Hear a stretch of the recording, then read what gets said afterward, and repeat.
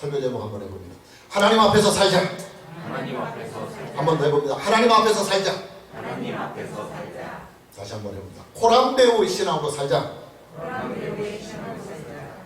사람들이 함께 모여서 살아가는 곳에는 자연스럽게 문화라는 것이 만들어집니다. 사람들이 살다가 보면 삶의 방식이나 삶의 모양들이 서서히 굳어지기 때문입니다. 나라는 나라대로의 문화가 있고 또 지역은 지역 나름대로의 고유한 문화가 존재합니다. 우리나라는 국토가 아주 작은 나라에 속하지만 이 작은 나라에도 지방마다 독특한 문화들이 있어요.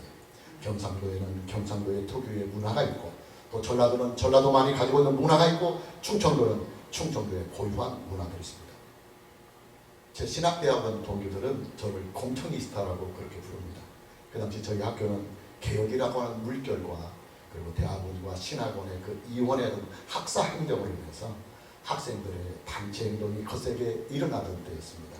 정상적인 수업이 이루어지지 못하고 부기한으로 수업 거부에 들어갔었습니다. 대학원생들의 단체 행동의 최종적인 결정이 어디서 나오느냐면 공청에서 나와요. 말이 공청이지 사실은 비상종입니다. 저는 그 당시에 입담이 아주 좋았어요. 즉흥적으로 행하는 이 대중연설에 상당한 재주가 있었을 때입니다. 저희 학교는 각 대학에서 날고 기다리는 사람들이 많이 오는 학교입니다. 발견가들이 상당히 많아요. 저는 그들 중에서 타는 스타였습니다. 제가 마이크를 잡고 한번 발언을 하기 시작하면 모든 결정이 제가 발언을 하고 제가 의견을 제시하는 쪽으로 거의 다 결론이 났습니다. 그때 제 언변에 가장 도움이 되었던 것이 뭐냐면 구수한 충청도 사투리였습니다. 저는 그 당시 대전과 공주에서 한 10년 이상을 살고 있었습니다. 사연이 제 말투에는 충청도의 억양이 제대로 들어가지 않고 어설프게 들어가 있었습니다. 어정쩡한 충청도 사투리를 써가면서 발언을 하면 공청에 모인 한 700~800명의 대학원생들이 배꼽을 쥐고 웃으면서 제 발언에 아주 집중을 잘 해주었습니다. 여러분, 이 조그마한 나라에서도 지방마다 말씨가 다르고 또 지방마다 사투리가 다르고 억양이 다릅니다. 문화의 차이가 말투에서부터도 나타나는 것입니다. 문화는 하루아침에 만드는 것이 아니라 오랜 세월을 두고 서서히 그러나 아주 깊게 자리를 잡는 것이 문화입니다. 그러기에 한번 뿌리를 깊게 내린 문화는 쉽게 고쳐지지가 않아요. 우리나라의 문화는 종교와 깊은 연관성이 있습니다. 우리가 알다시피 우리나라는 전통적으로 유교와 불교 그리고 민간신앙이 백성들의 문화에 아주 깊게 자리를 잡고 있습니다. 가장 대표적인 문화가 바로 명절 문화입니다. 여러분, 우리나라의 설 명절과 그리고 추석 명절은요, 조선시대 500년의 유교의 문화가 담은 문화의 흔적이고 또 동시에 한국인의 전통 속에 아주 깊이 뿌리가 박혀있는 민간신앙의 산물이기도 합니다. 예수님을 믿는 사람들에게 현실적으로 가장 부딪혀오는 갈등이 있습니다. 문화적인 차이에서 오는 갈등입니다. 특히 우리나라의 명절 문화와 또 우리나라의 술자리 문화는 예수님을 믿는 사람들에게 가장 현실적이며 그리고 사실적으로 부딪혀오는 심각한 갈등의 문제가 되기도 합니다. 자, 애굽에서 나온 이스라엘 백성들이 현실적이며 사실적으로 부딪혀오는 가장 큰 갈등과 혼돈이 있었습니다. 그 갈등과 혼돈이 뭐냐? 종교 문화에 대한 갈등이요, 또 제사 문화에 대한 혼돈이었습니다. 우리가 알다시피 이스라엘 백성은 430년을 애굽에서 살았습니다. 우리나라가 가지고 있는 이족 500년의 역사와 거의 맞먹을 역사들을 이스라엘 백성들이 가지고 있습니다. 그들은 거의 애굽 사람들이나 다름이 없었습니다. 인종만 다를 뿐이지 이스라엘 백성들은 애굽의 문화에 아주 깊게 쩔어있는 사람들이었습니다. 문제는 애굽의 문화였습니다. 여러분, 애굽의 문화에는요, 종교와 아주 깊은 연관성이 있습니다. 애굽의 역사적인 유물들을 보면 그들의 종교의 문화를 우리가 짐작을 할 수 있습니다. 애굽, 이집트죠. 우리가 애굽하면 떠오르는 문화 이적이 있습니다. 피라미드, 그리고 그 피라미드를 지키고 있는 스핑크스가 바로 떠오릅니다. 애굽의 피라미드와 스핑크스는 겉으로 볼 때는 애굽의 왕들의 무덤이요, 그리고 무덤을 지키는 형상이지만 실질적으로는 애굽의 왕과 그리고 애굽의 백성들이 섬기던 신들과 그들의 신앙이 형상으로 만들어진 것들입니다. 애굽의 문화는 종교적인 문화였습니다.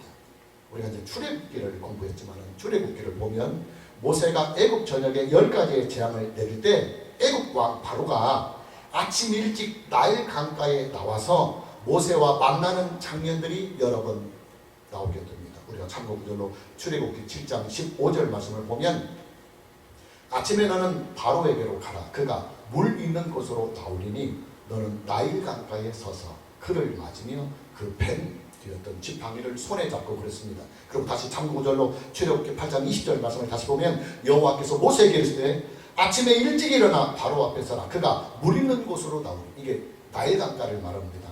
그에게 이르기를 여호와께서 이와 같이 말씀하시는 내 백성을 보내라. 그러면 그들이 나를 섬길 것이니라. 자, 애굽 왕이 무엇 때문에 정기적으로 아침 일찍 나일 강가에 나왔느냐?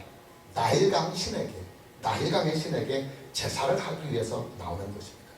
애굽의 종교는 크게 두 가지의 목적을 가지고 있습니다. 첫 번째 목적은 힘입니다. 힘. 애굽의 왕은 애굽을 고대 사회에서 가장 강력한 나라로 만들기 위해서 힘이 필요했는데 그 힘을 종교에 의지했습니다. 그리고 둘째의 목적은 풍요로움입니다. 자손들의 번성과 곡식의 풍요가 그들이 가지고 있는 종교의 목적이었습니다. 애굽은 이 두 가지의 목적을 위해서 아주 다양한 신들을 섬겼습니다. 그리고 그 다양한 신들과 그리고 그 다양한 종교들 안에 다양한 형태의 제사의식들, 종교의식들이 존재하고 있었습니다. 이 종교의식들 중에서 가장 보편적이며 일반적으로 유행했던 것이 뭐냐면 짐승을 잡아서 제사를 드리는 제사의식이었습니다. 애굽 사람들은 아무 데서나 짐승을 잔인하게 잡아서 짐승의 피를 마시는 일이 가장 보편적으로 성행했던 제사의식이었습니다. 특히 애굽의 사회는 농경 문화의 사회였기 때문에 짐승을 아주 천대했습니다. 그들은 짐승을 잡을 때 아주 잔인하게 잡았습니다. 그리고 짐승의 생피를 즐겨 마셨습니다. 이스라엘 백성들은 애굽의 이런 종교 문화와 제사 문화를 430년 동안 보아왔습니다.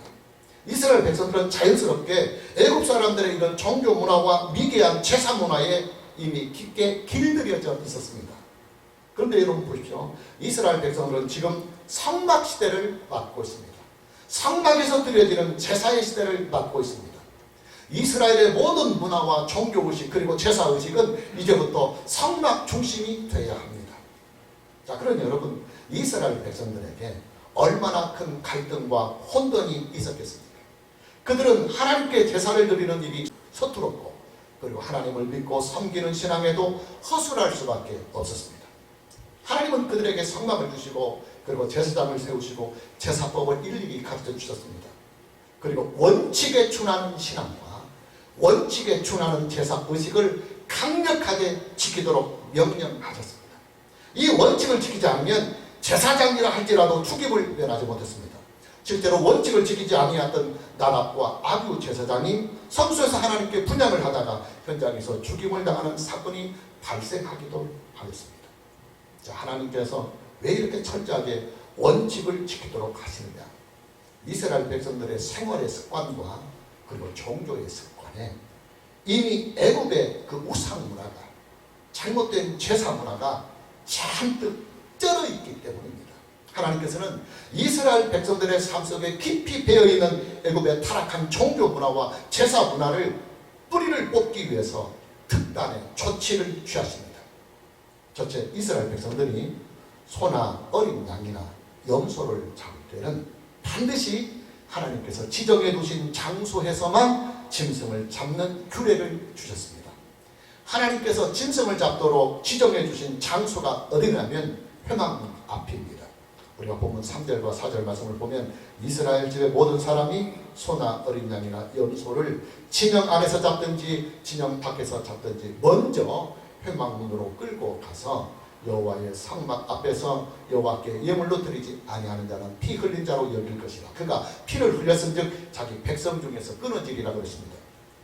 성막이 세워지기 이전까지 이스라엘 백성들은 식용으로 사용할 소나 어린 양이나 염소를 잡을 때 아무 데서나 막 잡았습니다. 애굽 사람들이 행하던 그대로 그들은 짐승을 잡아서 식용으로 사용했습니다. 그러나 성막이 세워진 이후에는 새로운 규례가 만들어집니다. 이제부터 식용으로 사용할 짐승이든 아니면 제사로 드릴 짐승이든 짐승을 잡을 때는 반드시 회막문 앞에서 회막문 앞에서 잡아야 합니다.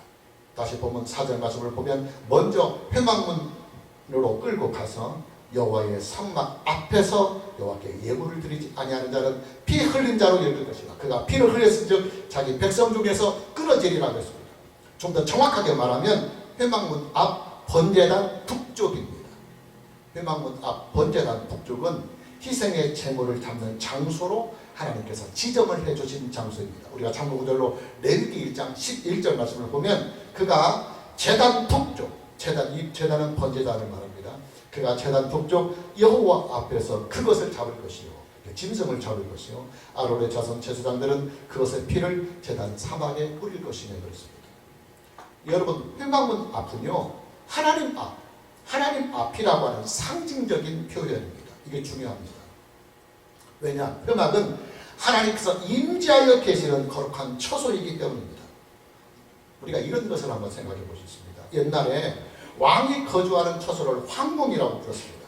황궁은 왕의 위엄과 왕의 권세와 왕의 영광을 나타내주는 상징적인 곳이었습니다. 자, 왕이 거주하고 있는 황궁의 정문 앞에 어떤 충성스러운 신하가 왕에게 진언을 하기 위해서 무릎을 꿇어 엎드려 있다고 한번 해봅시다.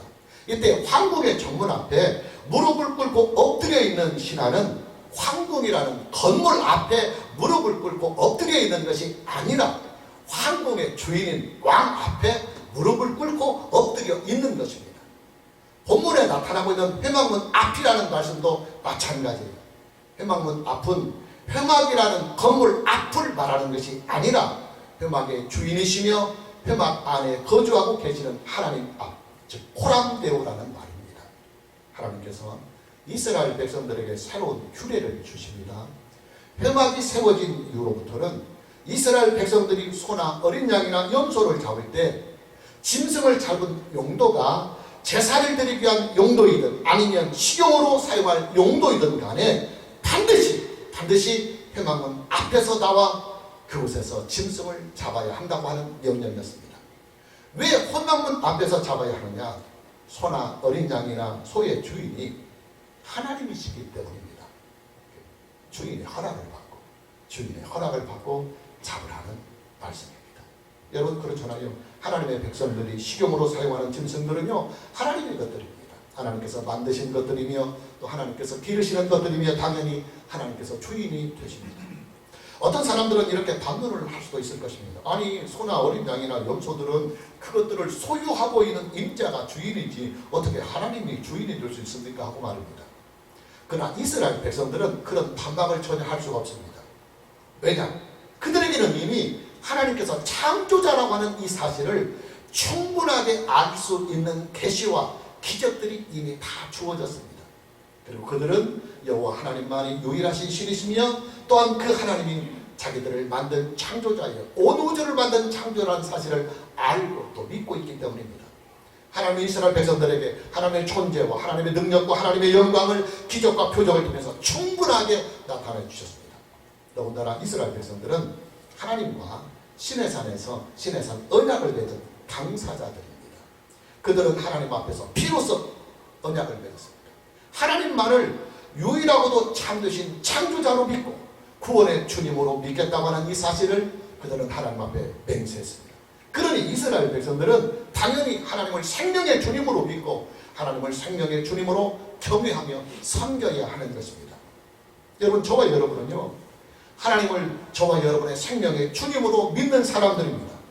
하나님을 우리의 인생의 주님으로 믿고 하나님을 우리의 신앙의 주님으로 믿고 또 하나님을 우리의 구원의 주님으로 믿고 하나님을 우리의 영원한 예배의 주님으로 믿는 것이 저와 여러분입니다. 당연히 저와 여러분의 삶은 회막문 앞에서부터 출발해야 합니다. 하나님 앞에서부터 시작이 돼야 합니다. 즉 고람배우의 신앙이 돼야 합니다.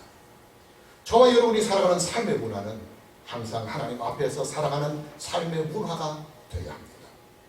이스라엘 백성들이 소나 어린 양이나 염소를 잡을 때 반드시 지켜야 하는 두 번째 규례는 회막문 앞에서 잡은 이 소와 어린 양과 그리고 염소의 기름과 피를 먼저 하나님 앞에 회막문 앞에 있는 번제단에서 하나님께 화목제로 드린 후에 고기를 먹을 수 있도록 하셨습니다. 본문 5절과 6절 말씀을 보면 그런즉 이스라엘 자손이 들에서 잡던 그들의 제물을 회막문 여호와께로 끌고 와서 제사장에게 주어 화목제로 여호와께 드려야 할 것이요 그 제사장은 그 피를 회막문 여호와의 제단에 뿌리고 그 기름을 불살라 여호와께 향기로운 냄새가 되게 할 것이라 그랬습니다. 우리는 이미 레위기를 통해서 구약시대에 존재하였던 5대 제사에 대한 규례를 우리가 만났습니다. 레위기 1장에서부터 레위기 4장까지 나오는 구약의 5대 제사에는 소제만 곡식으로 드려지는 제사이고 번제, 화목제, 그리고 속죄제, 속건제는 모두 다 짐승으로 제사를 드리는 희생의 제사요 그리고 피의 제사입니다. 자, 하나님께 희생의 제사를 드릴 수 있는 대표적인 짐승이 뭐냐면 소와 양과 염소입니다. 생활 형편이 아주 어려운 사람들은 어린 양이나 그리고 비둘기로 드리게도 하셨습니다. 자, 그렇다면 여러분 본문에 나오는 소와 어린 양과 염소는요 하나님께 희생의 제사를 드리는 거룩한 짐승들입니다. 이스라엘 백성들의 죄를 대신해서 피를 흘리며 죽어가는 희생의 짐승들입니다. 하나님은 이스라엘 백성들의 죄를 대신하여 희생의 제물로 하나님께 드려지는 소와 어린 양과 염소를 이스라엘 백성들이 식용으로 사용할 수 있도록 허락을 해 주셨습니다. 우리가 이미 받았던 말씀이지만 레위기 11장을 보면 하나님께서 이스라엘 백성들에게 식용으로 허락해 주신 정한 짐승의 종류들이 나옵니다. 정한 짐승들 중에서 가장 대표적인 짐승들이 뭐냐면 소와 양과 염소입니다. 소와 양과 염소는 정한 짐승이기 때문에 이스라엘 백성들이 식용으로 사용할 수가 있는 짐승들이요 또 동시에 소와 양과 염소는 하나님께 제사를 드릴 때 제사용 제물로 합당하게 드려지는 짐승들입니다. 여러분 이스라엘 백성들에게 있어서 소와 그리고 어린 양과 염소는요 아주 귀한 짐승들입니다. 소와 어린 양과 염소는 그들을 대신해서 희생의 제물로 피를 흘리며 죽어가는 아주 거룩한 짐승들입니다. 소와 어린 양과 그리고 염소는 하나님께서 그들에게 식용으로 사용할 수 있도록 구별해 주신 정한 짐승들입니다. 그러니 이런 짐승들을 잡을 때는 애국 사람들이나 이방 사람들이 잡는 것처럼 아무 데서나 무자비하게 잡지 않고 반드시 회막문과 즉 하나님 앞에서 잡아야 하고 반드시 기름과 피를 하나님께 화목제로 먼저 드리게 하신 후에 고기를 먹을 수 있도록 하신 것입니다. 여러분 소와 어린 양과 염소는요 유목민인 이스라엘 백성들이 가장 즐겨 먹는 짐승들입니다. 그들의 주식용 짐승들입니다. 그런데 이 짐승들은 공교롭게도 하나님께 희생의 제사를 드릴 수 있는 거룩한 짐승으로 분리가 되고 그리고 구별이 된 거룩한 짐승들입니다. 이 일은 결코 우연이 아닙니다. 하나님께서 하나님의 뜻을 나타내 주시기 위해서 그렇게 의도적으로 만드신 일입니다. 우리는 그런 하나님의 뜻을 찾아보아야 합니다. 여러분 하나님의 창조의 질서는요 원래는 동물은 식용에서 제외되었습니다. 하나님은 인간에게 채소와 과일만을 식용으로 사용하도록 허락해 주셨습니다. 그러나 인류가 타락을 한 후에는 그들의 포악성이 짐승을 잡아서 먹기 시작을 한 것입니다. 하나님은 홍수로 세상을 심판하신 후에 더 이상 육식을 금지하는 명령은 실효성이 없다. 왜냐하면 이미 인간의 타락이 육식을 즐기고 있기 때문에 계속 채소와 과일만 먹게 한다고 해서 하나님이 주신 이 법이 실효성이 없다는 판단하에 인류에게 육식을 할 수 있도록 허락을 해주십니다. 이미 육식을 즐기고 있는 인류에게 계속해서 식물만을 먹으러 간다면 죄만 더 짓는 꼴이 되니까 하나님은 인류에게 육식을 허락해 주십니다. 하나님의 긍휼입니다. 여러분 사람이 육식을 하게 되는 배경을 보면요 죄와 연관성이 있어요. 죄와 인간의 타락과 깊은 연관성이 있습니다. 인간의 죄와 타락이 육식을 하도록 부채질을 하는 것입니다. 사람이 육식을 하려면 짐승을 잡아야 합니다. 그리고 짐승을 잡으려면 짐승이 피를 흘리며 죽어가야 합니다. 중요한 것은 사람이 식용으로 사용하는 그 짐승들은 우리의 죄를 속죄하기 위해서 속죄의 제물로 죽어가는 희생의 짐승이라는 사실입니다. 그리고 아주 중요한 포인트, 그 희생의 제물은 우리의 죄를 구속해 주시는 예수 그리스도를 예표하고 그리고 상징하고 있다고 하는 사실입니다. 자, 오늘 본문의 규례에서 동물의 피를 먹지 못하도록 규정을 하는 이유가 바로 여기에 있습니다. 본문 11절과 12절 말씀을 보면 육체의 생명은 피에 있습니다. 내가 이 피를 너희에게 주어 제단에 뿌려 너희의 생명을 위하여 속죄하게 하였나니 생명이 피에 있으므로 피가 죄를 속하느니라. 그러므로 내가 이스라엘 자손에게 말하기를 너희 중에 아무나 피를 먹지 말며 너희 중에 거리가는 교르민이라도 피를 먹지 말라 하였나니. 그렇습니다. 무슨 말이냐? 하나님은 이스라엘 백성들이 날마다 식사를 위하여 잡는 소나 어린 양과 염소를 통해서 인간의 내면의 세계에 깊게 뿌리를 박혀있는 죄의 타락성을 포기하시는 것입니다. 그리고 동시에 짐승의 기름과 피를 하나님께 화목제를 드리는 이 절차를 통해서 예수 그리스도의 구속의 은혜를 바라보게 하시는 것입니다.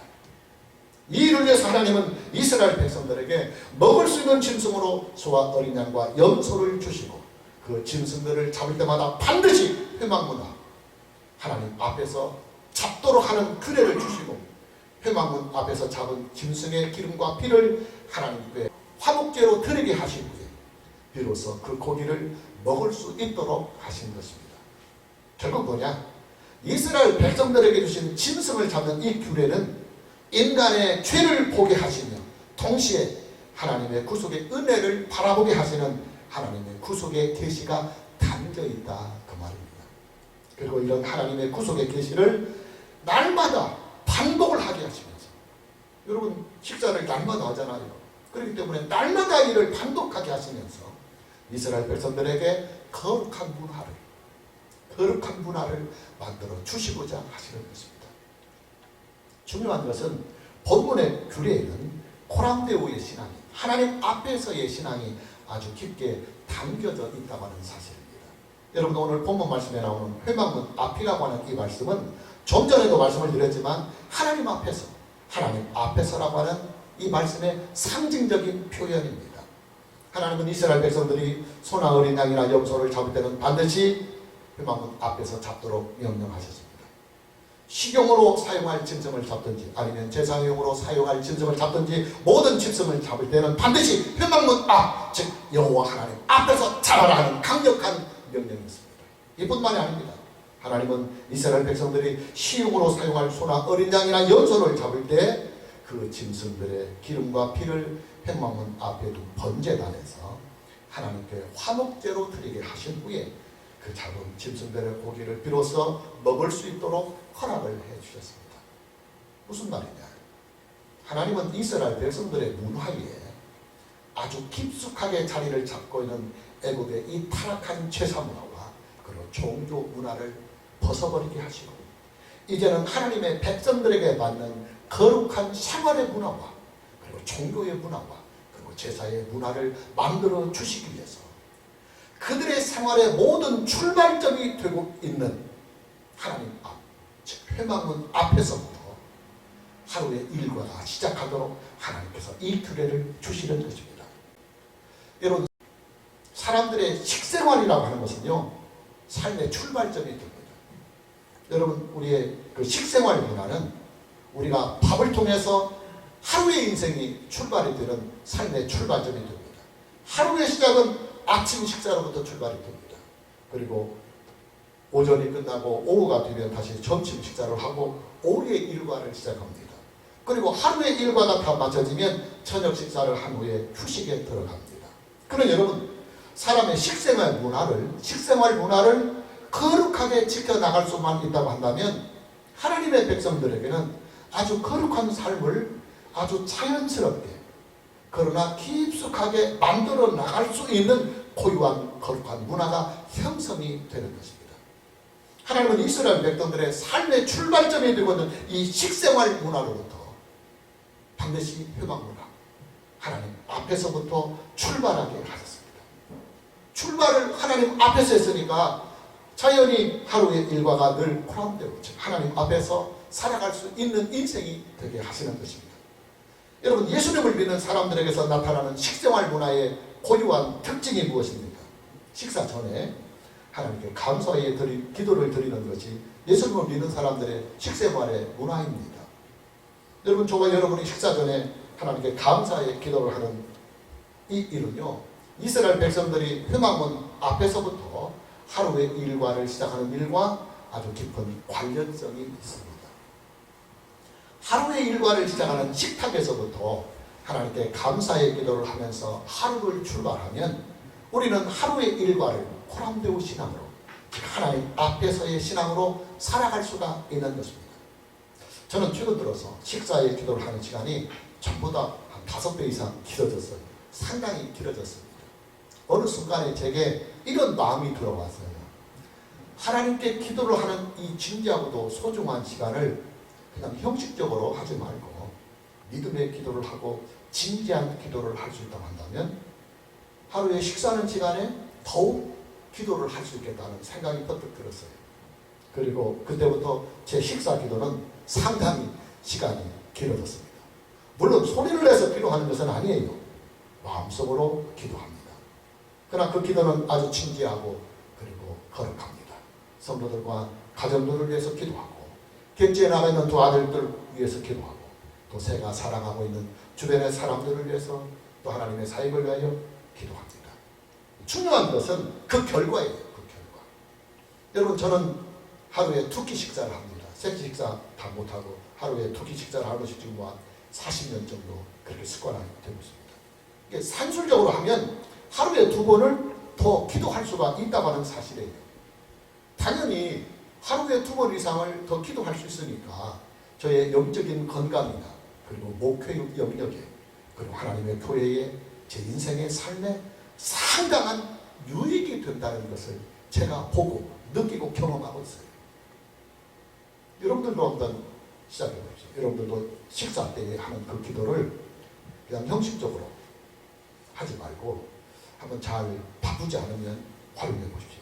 적어도 몇 분 동안 여러분이 기도하고 있는 기도의 그 주제들을 놓고 축약을 해서, 더 하려고 몇십 분 걸리고 몇 시간 걸리니까 그래서 딱 요약하고 축약을 해서 짧은 시간이지만 진지하고도 진실하게 하나님께 하루에 2차례 혹은 3차례를 더 기도할 수 있다고 한다면 아마 여러분의 신앙과 인생에 상당한 유익이 될 거라고 믿습니다. 자, 마무리합니다. 여러분, 저와 여러분의 인생은요, 무엇을 하든지, 그리고 어떤 일이든지, 언제 어디서든, 그리고 누구를 만나든지 회막문 앞, 즉 하나님 앞에서 코람데오 신앙으로 우리는 살아야 합니다. 이 한 가지의 원칙만 여러분이 잘 지키면 저와 여러분의 인생은 반드시 축복되게 되어 있습니다. 그리고 반드시 거룩하게 살아갈 수가 있습니다. 오늘 저와 여러분 모두에게 하나님 앞에서의 신앙, 즉 코람데오의 신앙으로 남은 인생을 살아가는 이 거룩한 은혜가 있기를 주님의 이름으로 축복합니다. 찬양합니다.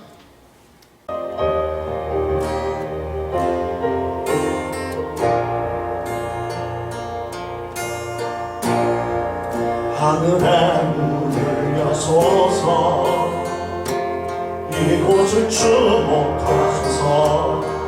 주를 향한 노래가 꺼지지 않으니